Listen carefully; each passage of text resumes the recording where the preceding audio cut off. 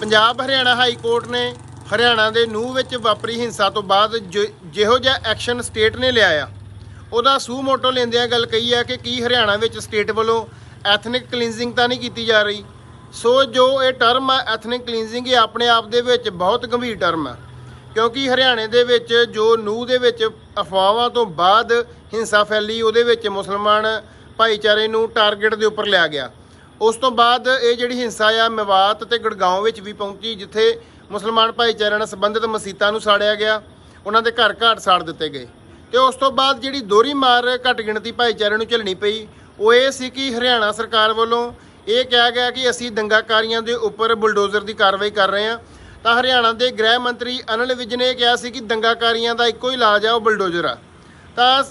Haryana Punjab high court ਨੇ ਇਸ ਗੱਲ ਦਾ ਨੋਟਿਸ ਲਿਆ ਆ ਕਿ ਕੀ ਬੁਲਡੋਜ਼ਰ ਕਾਰਵਾਈ ਕਰਨ ਤੋਂ ਅਗਾਊਂ ਕੋਈ ਨੋਟਿਸ ਦਿੱਤਾ ਗਿਆ ਸੀ, ਕੀ ਇਹਦੇ ਵਿੱਚ ਪੂਰੀ ਨਿਯਮਾਂ ਦੀ ਪਾਲਣਾ ਹੋ ਰਹੀ ਆ। ਅਸਲ 'ਚ ਹਰਿਆਣਾ ਸਰਕਾਰ ਤੇ ਮੀਡੀਆ ਵੱਲੋਂ ਇਹ ਨੈਰੇਟਿਵ ਸਿਰਜਿਆ ਜਾ ਰਿਹਾ ਕਿ ਜੋ ਲੋਕ ਵੀ ਕਿਸੇ ਨਾ ਕਿਸੇ ਰੂਪ ਦੇ ਵਿੱਚ ਦੰਗਿਆਂ ਦੇ ਵਿੱਚ ਸ਼ਾਮਲ ਸੀ, ਉਹਨਾਂ ਦੀ ਪਛਾਣ ਕਰਕੇ ਉਹਨਾਂ ਦੀਆਂ ਜਿਹੜੀਆਂ ਪ੍ਰੋਪਰਟੀਜ਼ ਆ ਉਹਨਾਂ ਦੇ ਉੱਪਰ ਐਕਸ਼ਨ ਕੀਤਾ ਜਾ ਰਿਹਾ। ਇਹਦੇ ਨਾਲ ਇਹ ਵੀ ਗੱਲ ਕਹੀ ਜਾ ਰਹੀ ਹੈ ਕਿ ਇਹ ਸਾਰੀਆਂ ਉਸਾਰੀਆਂ ਨਜਾਇਜ਼ ਸਨ,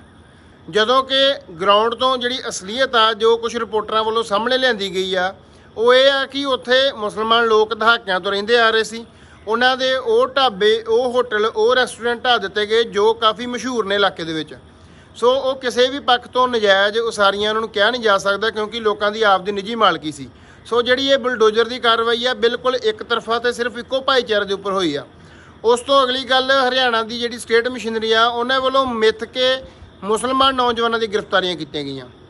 ਸੋ ਇਹਨਾਂ ਸਾਰੀਆਂ ਚੀਜ਼ਾਂ ਨੂੰ ਧਿਆਨ 'ਚ ਰੱਖਦੇ ਹਾਈ ਕੋਰਟ ਨੇ ਇਹ ਕਮੈਂਟ ਕੀਤਾ ਜੋ ਆਪਣੇ ਆਪ ਦੇ ਵਿੱਚ ਬਹੁਤ ਸੀਰੀਅਸ ਆ। ਸੋ ਜੇ ਇਸ ਤੋਂ ਵੀ ਅੱਗੇ ਚੱਲੀਏ, ਐਥਨਿਕ ਕਲੀਨਜ਼ਿੰਗ ਤੋਂ ਵੀ ਅੱਗੇ ਜਿਹੜੀ ਗੱਲ ਆਉਂਦੀ ਜੈਨੋਸਾਈਡ ਦੀ, ਤਾਂ ਭਾਰਤ ਦੇ ਵਿੱਚ ਵੱਖਰੀਆਂ ਪਛਾਣਾਂ, ਵੱਖਰੇ ਧਰਮਾਂ ਨਾਲ ਸੰਬੰਧਿਤ ਲੋਕ ਜੋ ਹਿੰਦੁਸਤਾਨ ਦਾ ਵਿਸ਼ਾਲ ਪ੍ਰੋਜੈਕਟ ਹੈ ਇਹਨਾਂ ਦਾ, ਉਹਦਾ ਹਿੱਸਾ ਬਣਨ ਤੋਂ ਇਨਕਾਰੀ ਨੇ, ਚਾਹੇ ਉਹ ਕਲਚਰ ਦੇ ਪੱਖ ਤੋਂ, ਚਾਹੇ ਉਹ ਧਰਮ ਦੇ ਪੱਖ ਤੋਂ, ਚਾਹੇ ਉਹ ਬੋਲੀ ਦੇ ਪੱਖ ਤੋਂ। ਜਿਵੇਂ ਕਿ ਸਿੱਖ ਆ ਜੋ ਉਹ ਧਰਮ ਦੇ ਪੱਖ ਤੋਂ ਨੇ, ਜਿਵੇਂ ਕਿ ਨਾਰਥ ਈਸਟਰਨ ਸਟੇਟਸ ਨੇ ਉਹ ਕਲਚਰ ਦੇ ਪੱਖ ਤੋਂ ਨੇ, ਜਿਵੇਂ ਕਿ ਤਾਮਿਲ ਦੇ ਲੋਕ ਨੇ ਉਹ ਭਾਸ਼ਾ ਦੇ ਪੱਖ ਤੋਂ ਨੇ। ਜੋ ਉਹਨਾਂ ਦੇ ਇਸ ਵੱਡੇ ਪ੍ਰੋਜੈਕਟ ਦਾ ਹਿੱਸਾ ਬਣਨ ਤੋਂ ਇਨਕਾਰੀ ਨੇ, ਤਾਂ ਉੱਥੇ ਇਹ ਐਥਨਿਕ ਕਲੀਨਜ਼ਿੰਗ ਨਾਂ ਦਾ ਫਿਨੋਮੀਨਾ, ਉੱਥੇ ਜੈਨੋਸਾਈਡ ਦਾ ਫਿਨੋਮੀਨਾ ਦੇਖਣ ਨੂੰ ਮਿਲਿਆ ਆ। ਪੰਜਾਬ ਨੇ ਇਹ ਜਿਹੜਾ ਸੰਤਾਪ ਆ ਉਹ ਹੰਢਾਇਆ ਆ। ਇਸ ਤੋਂ ਇਲਾਵਾ ਤਾਮਿਲਾਂ ਨੇ, ਜੰਮੂ ਕਸ਼ਮੀਰ ਤੇ ਨਾਰਥ ਈਸਟਰਨ ਸਟੇਟਸ ਤੇ ਭਾਰਤ ਦੇ ਹੋਰ ਵੀ ਥਾਵਾਂ ਦੇ ਉੱਪਰ, ਜਿਵੇਂ ਹੁਣ ਤਾਜ਼ਾ ਉਦਾਹਰਨ ਸਾਡੇ ਕੋਲ ਮਣੀਪੁਰ ਦੀ ਆ, ਜਿੱਥੇ ਮਤਈ ਕਬੀਲਾ ਜੋ ਬਹੁ ਗਿਣਤੀ ਦੇ ਵਿੱਚ ਆ, ਉਹਦੀਆਂ ਵੋਟਾਂ ਲੈਣ ਵਾਸਤੇ ਕੁਕੀ ਕਬੀਲਾ ਜੋ ਘੱਟ ਗਿਣਤੀ ਆ, ਤਾਂ ਉਹਨਾਂ ਦੇ ਉੱਪਰ ਮਾਰੂ ਹਮਲੇ ਹੋ ਰਹੇ ਨੇ। ਇੱਕ ਪਾਸੇ ਤਾਂ ਮਤਈ ਕਬੀਲੇ ਵੱਲੋਂ ਸਰਕਾਰ ਦੀਆਂ ਫੋਰਸਾਂ ਦੇ ਹਥਿਆਰ ਖੋਹ ਕੇ ਕੁਕੀਆਂ ਦੀ ਐਥਨਿਕ ਕਲੀਨਜ਼ਿੰਗ ਕੀਤੀ ਜਾ ਰਹੀ ਆ, ਉਹਦੇ ਨਾਲ ਨਾਲ ਸਿਕਿਉਰਿਟੀ ਫੋਰਸਾਂ ਵੱਲੋਂ ਵੀ ਮਤਈਆਂ ਨੂੰ ਢਿੱਲ ਦਿੱਤੀ ਜਾ ਰਹੀ ਆ ਤੇ ਨਾਲ ਹੀ ਉਹਨਾਂ 'ਤੇ ਕਾਰਵਾਈ ਕੀਤੀ ਜਾ ਰਹੀ। ਸੋ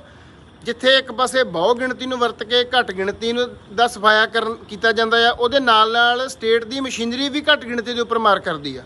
ਸੋ ਇਹ ਜਿਹੜਾ ਹਾਈ ਕੋਰਟ ਵੱਲੋਂ, ਇਹ ਮੈਨੂੰ ਨਹੀਂ ਲੱਗਦਾ ਕਿ ਉਹਨਾਂ ਨੇ ਇਹ ਜਿਹੜੀ ਟਰਮ ਆ ਉਹ ਕਿਸੇ ਨਿਆਂ ਦੇਣ ਦੇ ਪੱਖ ਤੋਂ ਵਰਤੀ, ਪਰ ਕਿਵੇਂ ਨਾ ਕਿਵੇਂ ਉਹ ਟਰਮ ਜੇ ਸਾਹਮਣੇ ਆਈ ਆ ਤਾਂ ਉਹ ਆਪਣੇ ਆਪ ਦੇ ਵਿੱਚ ਇੱਕ ਵੱਡਾ ਮਾਇਨਾ ਰੱਖਦੀ ਆ ਕਿ ਹਰਿਆਣਾ ਪੰਜਾਬ ਦੇ ਹਾਈ ਕੋਰਟ ਵੱਲੋਂ ਇਹ ਗੱਲ ਕਹਿਣਾ ਕਿ ਕੀ ਸਟੇਟ ਮਸ਼ੀਨਰੀ ਵੱਲੋਂ ਐਥਨਿਕ ਕਲੀਨਜ਼ਿੰਗ ਕੀਤੀ ਜਾ ਰਹੀ ਆ, ਤਾਂ ਇਹ ਇੱਕ ਆਪਣੇ ਆਪ ਦੇ ਵਿੱਚ ਵੱਡਾ ਸਵਾਲ ਆ ਜੋ ਭਾਰਤ ਦੀ ਪੋਲਿਟੀ ਦੇ ਅੱਗੇ ਖੜਾ ਹੁੰਦਾ ਆ।